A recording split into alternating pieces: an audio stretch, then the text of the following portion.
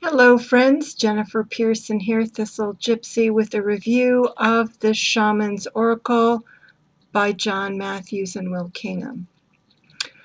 And this is the guidebook. The box is stowed away somewhere. And I have to say, I didn't get a lot out of, they do what they can in terms of orienting you toward this deck and the theory behind this deck, which is the shamanic journey. So it's not that shaman's oracle, that word shaman is not being bandied about lightly. It's intended to be the modern day shamanic, a reflection of the modern day shamanic journey. And I am really not that into that. I was just drawn to the images when I saw them on another deck review. And they do make some attempts to help you understand the system that they have. You can see Cave of, if I can get it in the, they have a chart there, and then over here they have Cave of Ice, Cave of Winds, Cave of Hearth Fires. And I have to say, although I'm going to read this again, that the first time through, it just didn't do that much for me. The way that they were dividing these into 5 different, approaches, 5 different tribes, as they say here. But, even that's a misnomer because they're not tribes, they're aspects. So, I didn't get into that very much. And even though I've really enjoyed using them for the daily love readings, and what I usually do on a given card, they have a color picture, in fact, of the card. And then this is the voice part that I usually read when I'm doing the daily love readings here. It's the figure in the card speaking to you. And then this is a more traditional, interpretation for the card. And then down here, where it says interpretations, it's actually just a bunch of keywords. Okay, so it's an ample guidebook, but the only thing that I have really relied on and really liked are these statements here that are the cards speaking to you. This is spirit of initiation, and this says, I am the spirit of initiation. With me at your side, you will begin to understand the mysteries and wonders that surround us all. Okay, so, yeah, there's the guidebook. There's the guidebook. I may go back through it again because I feel like after 6 months or so that I've had this, that I'm starting to connect with the cards in a different way. And part of the reason that I'm here doing this review is because I used it for, well, I didn't use it for readings. I took up a couple of pulls from this deck for personal reasons. And it was so accurate and so cool how accurate it was, and just really useful to me. And then when I posted the one of them, somebody mentioned how cool it was, and I thought, yeah, it is. And then I thought, I've never done a review of this deck, and so it's worth doing. There is somebody else who's done a review of this deck, and it was her review that prompted me to get it. And so I would do a search for reviews for the Shamanic Oracle if I were you. And she actually lays all of the cards out according to their tribe or whatever.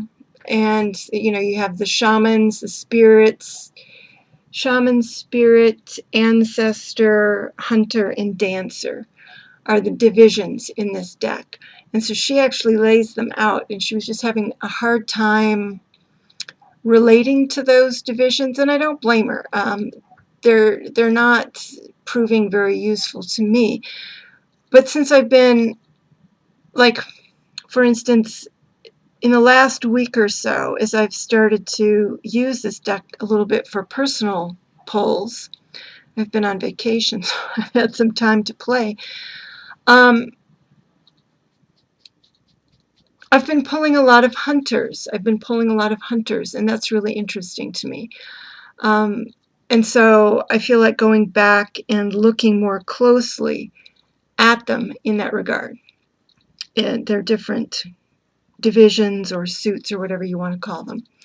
But what you're going to get here is a walkthrough of each of the images, and it's going to be completely disorganized because I just picked up the deck and we're going to start to look through it. The backing is thusly. The backing is thusly. These images are based on cave art, but they are not necessarily the cave art. There have been alterations to the images, I think they say. And some of them you can see pretty obviously alterations that kind of accent certain areas, you know, that somebody played with light or something in Photoshop or something in order to highlight certain things. So you see the Shaman of Loss. All of the Shaman cards have this medicine pouch over here. This is the Shaman of Loss. So let's just start going through them. The Companion. Now the Companion, I believe you're supposed to kind of have separate and just actually have with you whenever you're doing a reading or a pull. And I ignore that. I just mixed it in with the deck. And here's the Hunter of Honor. So I just love the freakiness of these images. They're freaky. So I was really into it. And so all of the hunters have this spearhead here. And Ancestor of Protection. And all of the ancestors have an antler. And I will say this, that, you know, the ancestors tend to be animals. I don't recall now if they're all animals, but they tend to be the animals of the deck. Shaman of Foresight. Okay, Shaman of Foresight. And, you know, it's one of those decks where you have to get over the fact that you're looking at this image of a hand and you're saying, how is that foresight? Maybe the lines on your hand? I don't know. Ancestor of Skill. Ancestor of Skill.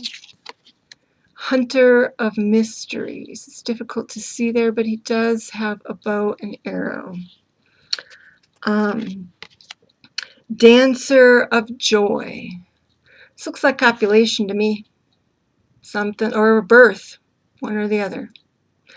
Dancer of Joy. And dancers all have these little rattles. They actually look like little clubs. It doesn't look like it's big enough to be a rattle. Hunter of Vision.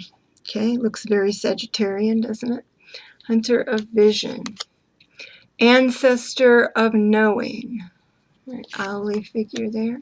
Hunter of Abundance. Hunter of Gifts. Hunter of Gifts. And it can be kind of hard to see all of the details in these, but Hunter of Gifts. Spirit of Family. Okay, it looks like the animal family. And you can see the spirits have the feather fan there. Ancestor of Exile.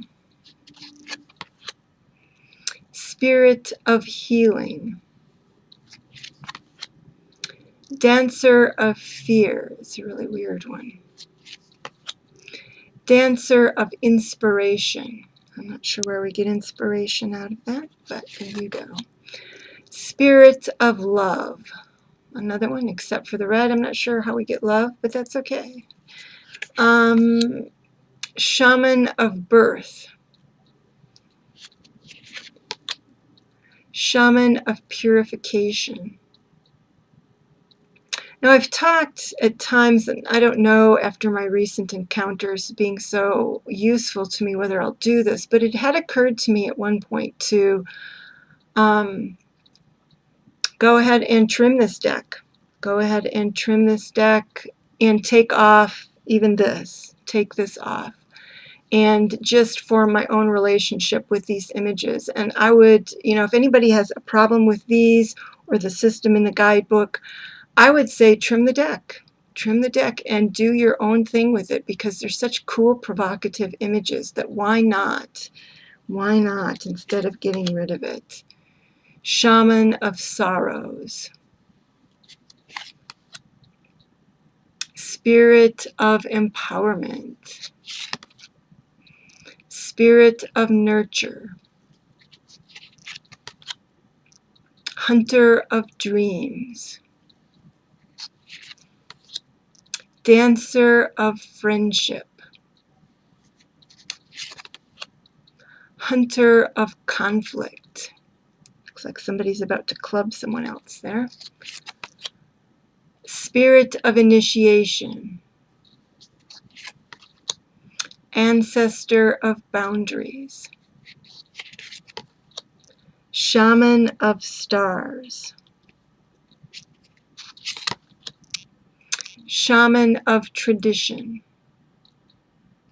I'm not even sure what that is. But you can see there's all this light patterns back here. Has nothing to do with the original drawing.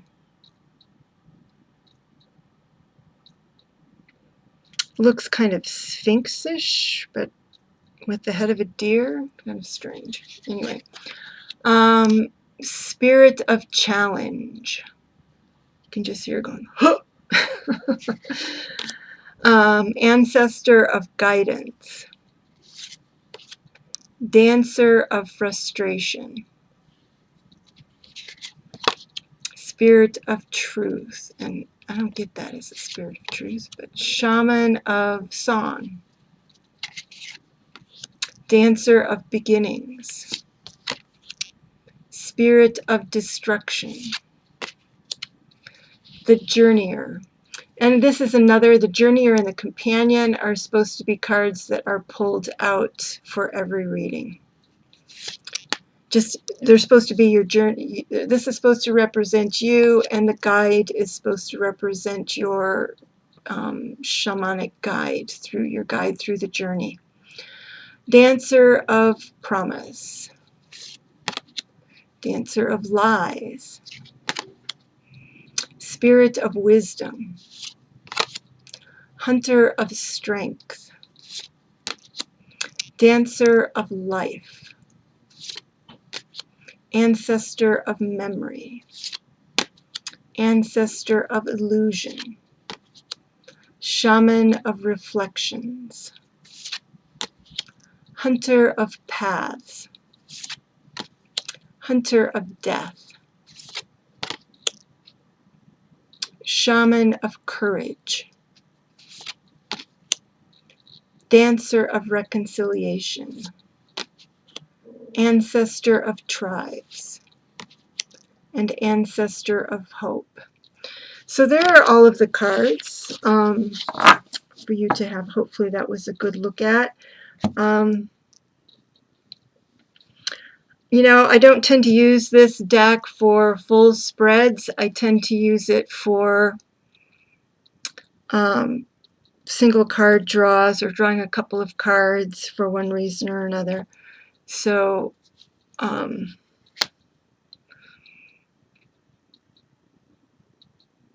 I guess, so I use it like an oracle deck in that I don't usually draw it with a spread with different positions. I believe it could be used that way, but I have not yet. And it has taken me a while to, I would say, kind of build a relationship where that it's really giving me some really useful advice here just recently. And I'm like, oh, well, thank you, Shaman's Oracle. I guess we've kind of hit our stride finally.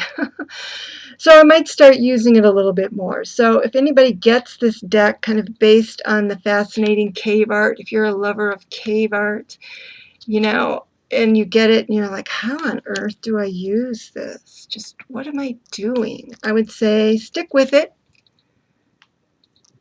Stick with it, and if all else fails, come up with your own interpretations for these images and go from there. And I will also say you do not have to know anything about shamanic journeying. I certainly don't. I looked it up a little bit after looking at this and said, oh, so this isn't just using the word shaman loosely. So you can look that up and use it that way, or you can just use it as an oracle deck. just like me. Alrighty, take care. Bye-bye.